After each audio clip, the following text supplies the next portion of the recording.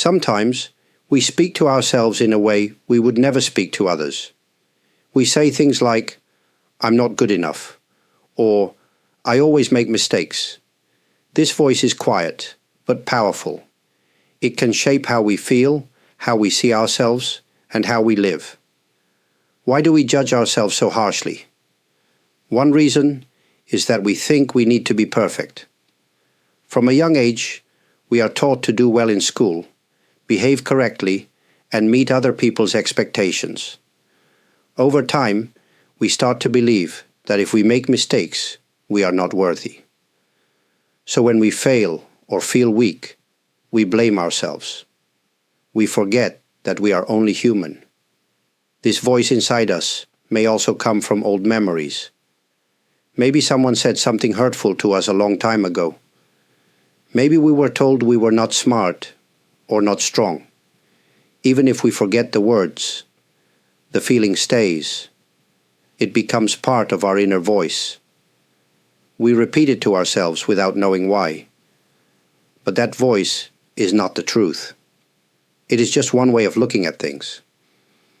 And often, it is unfair. Imagine a friend came to you and said, "I made a mistake, I feel terrible." You would not tell them, "You're worthless." You would listen. You would say, "It's okay. Everyone makes mistakes." You would show them care. So why can't we do the same for ourselves? The truth is, we can.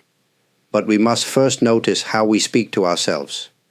We must pause and ask, would I say this to someone I love? If not, then maybe it is time to change the voice inside. The quiet voice is not our enemy. It is part of us. But it does not have to be cold or cruel. It can become softer. It can become kinder. And when it does, we begin to feel lighter. We begin to feel more free. This is not about ignoring problems. It is about not turning pain into punishment. It is about understanding where our harshness comes from and gently starting to let go. When we look closely at the way we treat ourselves, we may begin to wonder, where does this harshness come from? Why do we so often feel the need to criticize ourselves? One reason is fear. Deep inside, many of us carry a fear of not being accepted. We believe that if we are not strong, not successful, or not good enough, people will reject us. This fear can come from our childhood, from our families, our teachers, or even from society. Maybe we were told, "Don't cry," or "You must do better." These words stay with us. They grow into the idea that we must always be perfect. If we are not, we believe we deserve to be judged, even by ourselves. Another reason is comparison. We look at others and think, they are doing better than me. Social media makes this even stronger. We see only the best parts of other people's lives. Their smiles, their wins, their happy moments. We don't see their struggles. So we begin to think, what is wrong with me? The answer, of course, is nothing. But the mind starts to believe the lie that we are not enough. Some people also believe that being hard on themselves will help them improve. They think, if I push myself, I will become better. But in truth, harshness rarely brings growth. It often brings shame, stress, and pain.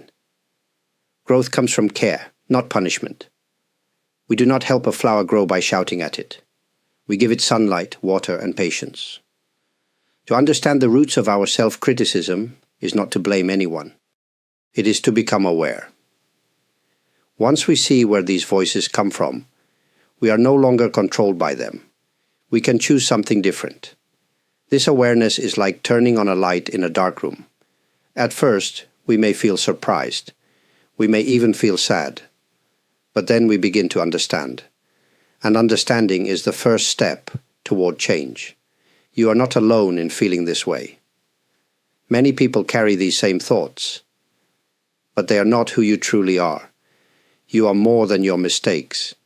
You are more than the voice that says you're not enough. You can choose a new way to speak to yourself. You can begin again. To live is to make mistakes. No one walks through life without moments of failure, confusion, or regret. But still, we often expect ourselves to be perfect. We think, I should have known better, or I shouldn't feel this way. These thoughts create pressure. They build a wall between who we are and who we think we should be. But what if we looked at our imperfections not as problems, but as part of being human? Every person has limits. We all have days when we are tired, unsure, or overwhelmed. We all make choices we wish we could take back. This is not weakness. This is life. We are learning, changing, and trying, each in our own way. The world often tells us to hide our flaws.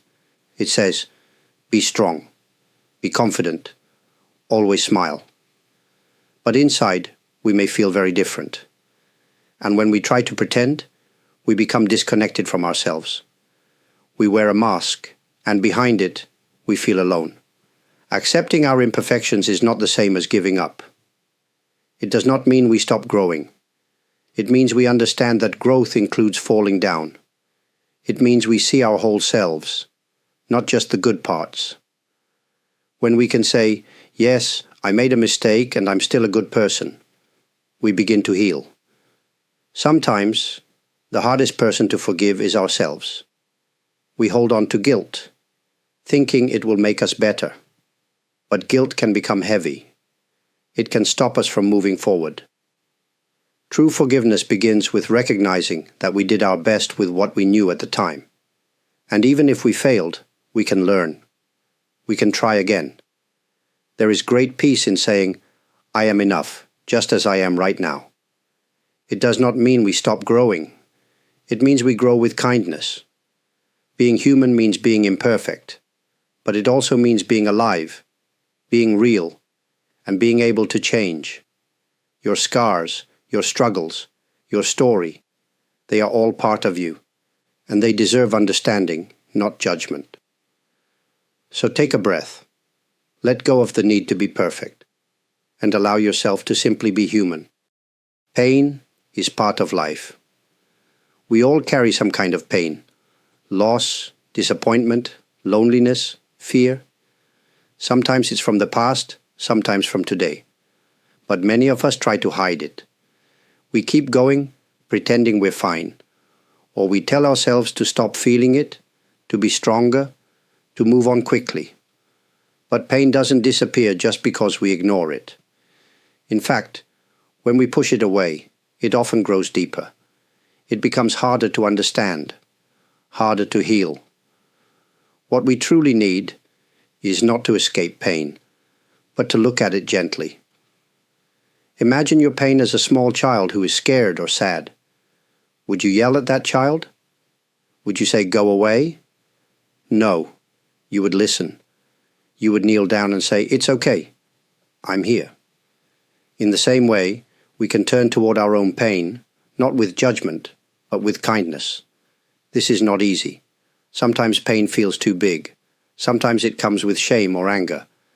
But if we can sit with it, just for a little while, we start to see what's beneath it. Maybe it's a need to be loved. Maybe it's a feeling of being unseen or unheard. These are human feelings. They are not wrong. We do not need to fix everything right away. We do not need to have all the answers. What matters is that we show up for ourselves. We say, yes, this hurts, and I will stay with it, gently. Even a few minutes of this kind attention can make a difference. Sometimes pain teaches us. It shows us where we are still healing, where we need support, or where we have forgotten our own worth. When we meet our pain with softness, not fear, we open a space for that healing to begin. You are not broken because you feel pain. You are not weak because you are hurting. You are simply human. And your pain does not need to be hidden. It needs to be seen, heard, and understood, with care. So today, if you feel something heavy in your heart, Try not to run from it. Sit quietly, listen, and say to yourself, "It's okay. I'm still here." And that is enough. Many of us try to be kind to others. We say gentle words, we offer help, we try to understand. But when it comes to ourselves, we often forget to do the same. We become our own harshest critic, our own biggest source of pressure. What would it look like to build a peaceful relationship with yourself? It starts with how you speak to yourself. Words have power, even when they are silent and inside your mind. If you say to yourself, "I'm a failure," or "I'm not good enough," your body and heart feel those words. But if you say, "I'm doing my best," or "It's okay to have a hard day," something changes. Your heart begins to soften. A peaceful relationship is not about being happy all the time. It is about being honest with yourself, without cruelty. It means noticing your feelings without trying to fight them. It means allowing yourself to rest when you're tired, instead of pushing through with guilt. It means respecting your limits, just as you would respect someone else's. Some people think self-respect must be earned through achievement. But real self-respect comes from knowing that you are already valuable, just by being alive. You do not have to prove anything to deserve peace. You can also build peace through simple daily moments. Taking time to breathe deeply. Eating when you're hungry, not when you think you deserve it. Going outside and noticing the wind on your skin. These small acts are a way of saying to yourself, "You matter." They are not selfish. They are necessary. You have lived through many things. You have faced struggles that no one else may fully understand. So why not offer yourself the same kindness you would give to someone else in pain? This relationship with yourself is the one that will last your whole life. Friends may come and go, jobs may change, even your body will change. But your relationship with yourself will always be there, so it makes sense to build it with care. You are allowed to be your own source of peace, not because you are perfect, but because you are human. And being human is enough. In our busy lives, it is easy to forget what stillness feels like. There is always something to do, something to fix, something to worry about. Our days move quickly, and our thoughts move even faster. But in the middle of all this, there is something simple we often miss: the power of a quiet moment. Stillness is not about doing nothing. It is about creating space. Space to breathe, to feel, and to simply be. Even a few moments of stillness can help us return to ourselves. In that space, we can hear what we really feel, not just what the world expects us to feel. Many people avoid stillness because they are afraid of what they might find. In silence, old emotions may rise.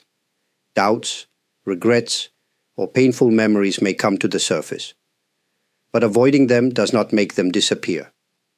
And when we allow a little stillness, we create a soft place for those feelings to unfold, without fear. You do not need a special place or a long time. You can find stillness while sitting on a bench, standing in line, or lying in bed. All you need is a moment where you stop trying to be anywhere else. A moment where you say to yourself, "Right now, I don't need to fix anything. I just need to be here." Stillness helps us reconnect with something deeper than our worries. It reminds us that we are more than our to-do lists, more than our mistakes, and more than our thoughts. We are living beings, and we deserve moments of peace. Sometimes in stillness, we remember things we had forgotten. A kind memory, a quiet strength, a deep truth that was waiting to be heard. And from that place, we can start to live with more calm, more clarity, and more care. You do not have to wait for the perfect time. Even one breath, taken with care, can be enough. Even one moment of silence, without judgment, can begin to change how you feel. So today, if you can, pause for just a little while. Let the world keep turning. Let your thoughts slow down. And in that small space, give yourself permission to rest, to breathe, and to just be. Kindness is something we often give to others. We hold the door, we listen to a friend, we say gentle words when someone is hurting. But when it comes to ourselves, we forget. We push ourselves harder, blame ourselves quicker, and offer less patience. What would your life look like if you lived each day with kindness toward yourself? It does not mean you stop caring about others. It means you include yourself in that care. It means you recognize that you are also a person who needs warmth, patience, and rest. You are not a machine. You are a living being with a heart that feels deeply. Kindness toward yourself can be quiet and simple. It might mean letting go of one small criticism.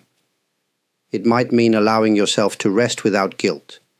It might mean speaking to yourself as you would to a dear friend.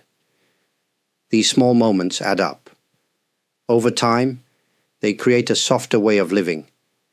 You may still face challenges. Life will still bring stress, loss, and change. But when you meet those moments with kindness, you give yourself strength. You don't fight the pain with harshness. You support yourself through it. You remind yourself that it's okay to feel, to struggle, and to heal slowly. Living with self-kindness also helps you connect more deeply with others. When you stop judging yourself so harshly, you stop judging others so quickly. You begin to see the shared human experience, that everyone is trying, everyone is learning, and everyone needs compassion. This kind of life is not always easy. Some days, the old voices of self-judgment may return. That's okay. You don't have to fight them. Just notice them and gently return to kindness. Over time, this becomes a habit, a way of moving through the world that brings more peace. You deserve kindness not because of what you've done, but because you're alive. That is enough. Your heart, your journey, your being, they all deserve care.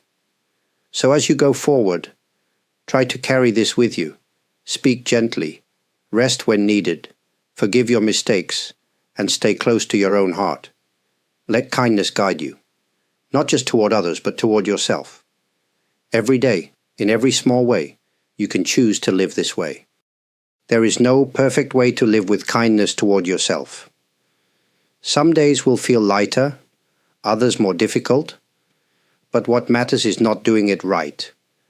What matters is showing up for yourself, again and again, with gentleness. Maybe today you simply paused. Maybe you noticed one unkind thought and chose not to believe it. Maybe you rested, or forgave yourself, or simply allowed your heart to feel what it needed to feel. These are not small things. These are quiet steps on a deep path. Kindness is not something to rush. It is something to grow, slowly, like a tree in the wind. It bends, it shifts, but it stands. And in time, it becomes strong. You do not need to become someone else to deserve peace. You do not need to fix everything before you can rest. You are already enough, just as you are. And even in the middle of pain or confusion, you can still choose softness. You can still take a soft step forward.